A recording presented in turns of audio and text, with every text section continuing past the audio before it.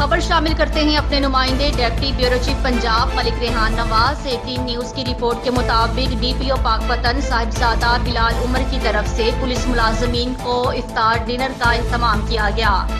Corona virus کے دوران جانیں داؤ پر لگا کر ڈیوٹی دینے والے پولیس اہلکاروں کی حوصلہ افزائی کے لیے دبنگ ڈی پی او پاک پتن صاحبزادہ بلال عمر کی جانب سے افطار پارٹی کا انعقاد کیا گیا، جس میں ڈی پی او سمیت اعلیٰ افسران نے اہلکاروں کے ہمراہ روزہ افطار کیا۔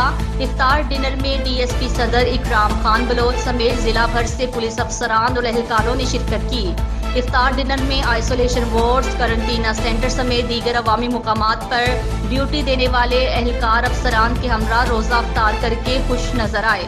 اس موقع پر دبنگ ڈی پی او پاک پتن صاحبزادہ بلال عمر نے کہا ہے کہ افطار ڈنر میں شریک پولیس فورس کے جوان پرعزم ہیں کہ عوام کے تحفظ کے لیے جان قربان کرنے سے کبھی بھی گریز نہیں کریں گے۔